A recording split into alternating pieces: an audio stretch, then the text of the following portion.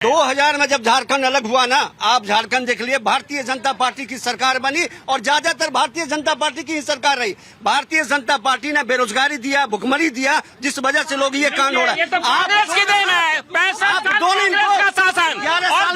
BJP नहीं, जब झारखंड अलग हुआ उससे पहले इनकी सरकार थी।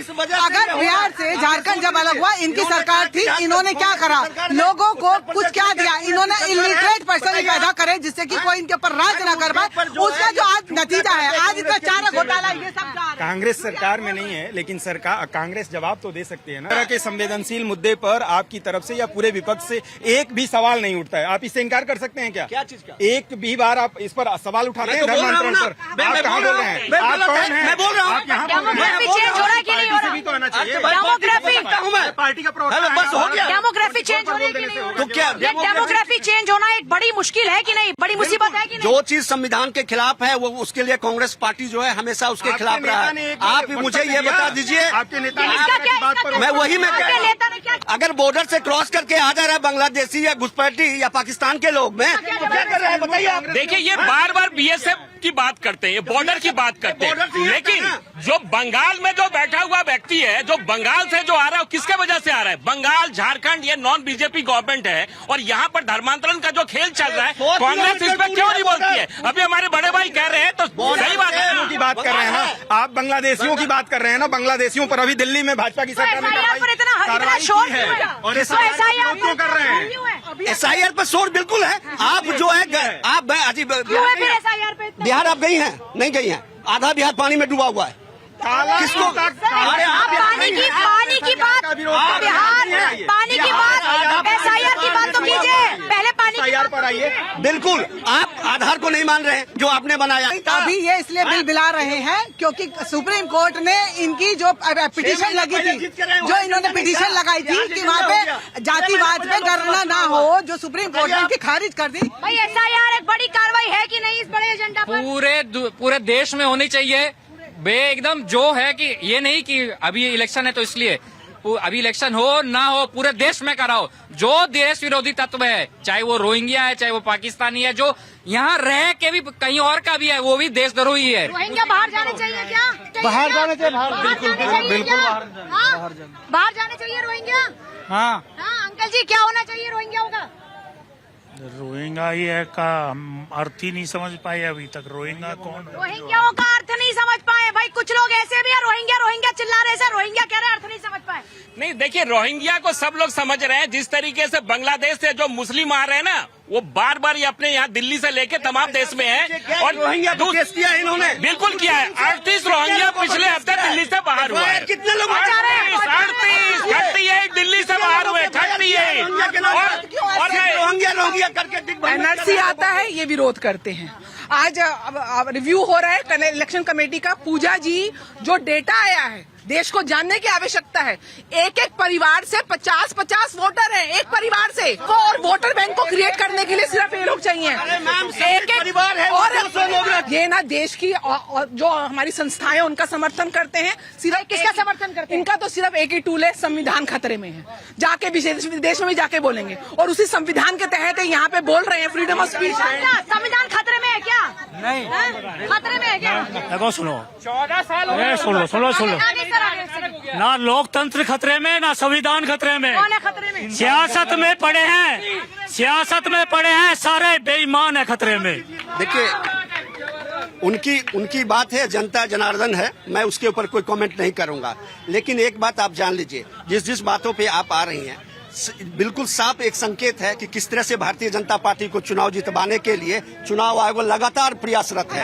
आप एक बार देख लीजिए,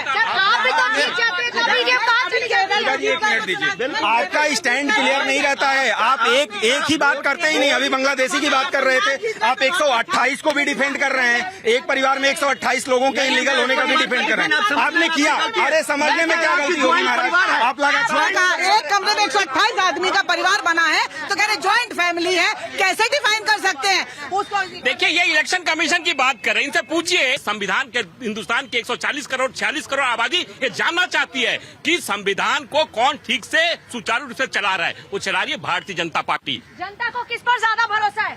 सबसे पहले टेरर फंडिंग रोकना होगा और बॉर्डर जितना है सारा सील करना पड़ेगा। टेरर फंडिंग सबसे पहले रोकना, वो सरकार का काम है, जो अभी सरकार चल रहा है। सबसे ज्यादा किस पे भरोसा है?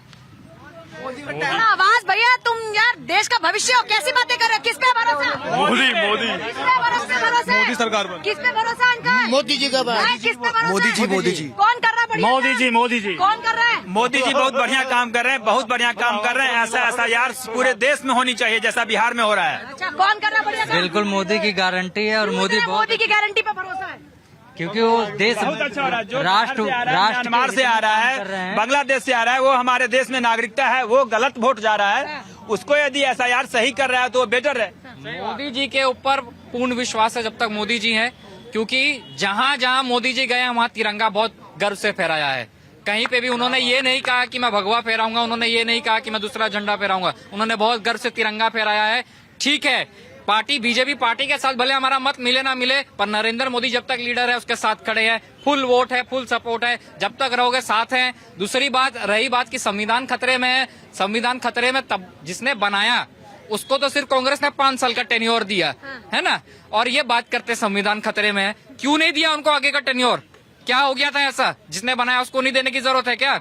ठीक है, दूसरी बात एक और चीज में कांग्रेस अम्बेडकर जी को लेकर सवाल पूछ रहे हैं। तो कॉन्स्टिट्यूशन उन्होंने बनाया 1950 में, जो हम रिपब्लिक बने वो उन्हीं की ही देन थी। उनको तो इन्होंने कुछ सीट नहीं दी, 5 साल का टेन्योर दिया। क्या जवाब है इसका? अरे इनको नहीं पता है, जो जहाँ खड़े हैं ना, ये सब कुछ बना हुआ कांग्रेस का है।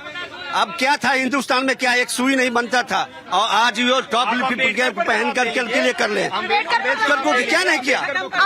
हम तो मानते हैं कि संविधान को जिसने रचना किया हमारे लिए वो मोदी चक्रवर्ती सम्राट है, ये कितना विरोध करे, और उसके बाद योगी जी है। तुम चिंता मत करो, 10 साल आराम से बैठे रहो, इंतजार करो तुम बस। 10 साल बाद आ जाएंगे। 10 साल योगी आएंगे, योगी 10 साल के बाद यही चेहरा दिखेगा आपको कहीं ना कहीं, लेकिन तब तक नरेंद्र मोदी को शांति से करने दो। मनमोहन सिंह रहे ना, यही भाई थे ना, मनमोहन सिंह रहा 10 साल तक, 10 साल तक मनमोहन सिंह रहा।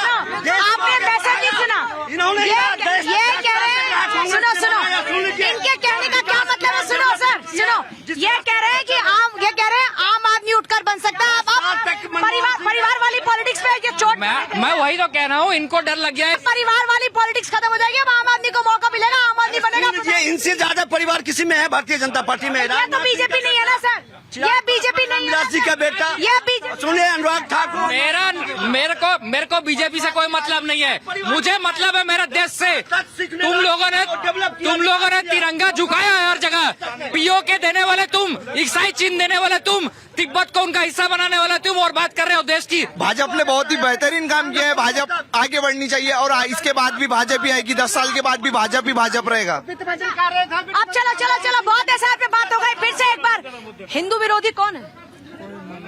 नहीं मालूम कौन है? मैडम कोई हिंदू विरोधी नहीं है, मुस्लिम सरदार, ये हिंदू, ये सब भाई भाई हैं, ये राजनेताओं ने बनाए हुए हैं। जब माँ के पेट से पैदा होता है तब वो बीजेपी में आता है, कांग्रेस में आता है, या बताइए तो सही आम पार्टी में आता है। नहीं, लेकिन ये धर्म परिवर्तन कराने वाले लोग कौन है? छांगुर जैसे। एक बात सुनिए, धर्म परिवर्तन कोई नहीं करा रहा। इधर आओ जरा। मैडम धर्म परिवर्तन कोई नहीं करवा रहा। क्या बात कर रहे हैं? धर्म परिवर्तन कोई नहीं करवा रहा। धर्म परिवर्तन आपको पता है कितना आंकड़ा हो चुका है? सैकड़ों पार हो चुका है। अच्छा, आप वोट करते हैं तो फिर देश बर्बाद नहीं, मैं तो शुरू से बीजेपी को वोट करता हूँ। 1980 से मैं, जब हमारे वहाँ बीजेपी हुआ, तब से हमारे घर के लोग बीजेपी को वोट करते हैं। बीजेपी वाले हो? हम तो बीजेपी वाले हैं, गौरव से कहते हैं। गौरव से कहते हैं?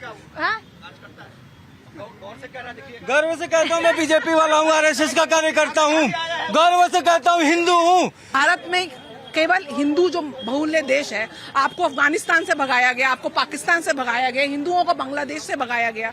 आज भारत उनके लिए केंद्र में टारगेट बना हुआ है, और भारत की जो बढ़ती हुई ताकत है, वो जितने भी उग्रवादी संगठन है और जो मानसिकता है, जिहादी मानसिकता, उनके लिए कहीं ना कहीं वो खतरे की घंटी है। क्योंकि कहीं ना कहीं भारत की प्रसिद्धि, भारत की परंपराओं, भारत की सनातन संस्कृति का जो प्रसिद्ध और प्रसार प्रधानमंत्री मोदी जी के कार्यकाल में विश्व स्तर पर हो रहा है, वो उनकी जो एक प्रभुता है उसको कहीं ना कहीं वो चैलेंज चुनौतियां देती है। इसलिए भारत के नागरिकों को ब्रेन वॉश करके हमारी बेटियों को ये कट्टरवादी मानसिकता, यहाँ पे धर्मांतरण की एक उग्रवादी मानसिकता के साथ ये यहाँ पे कहीं ना कहीं अपना नेक्सस फैलाने का प्रयास कर रहे हैं। और निश्चय रूप से मोदी जी के प्रयासों से ये सब जो छिपे हुए बिलों में जो चूहे हैं इनको बाहर निकाल के योगी जी की सरकार आज अपनी सशक्त टीमों के साथ उनको आपके सामने पर्दे पे लेकर आ रही है। लेकिन ये मैं आपके चैनल से बार बार बोल रही हूँ, ये जनता के लिए भी एक तरीके से जागने का समय है। अगर आप जागोगे नहीं तो हिंदुस्तान में भी आप नहीं बचोगे तो कहां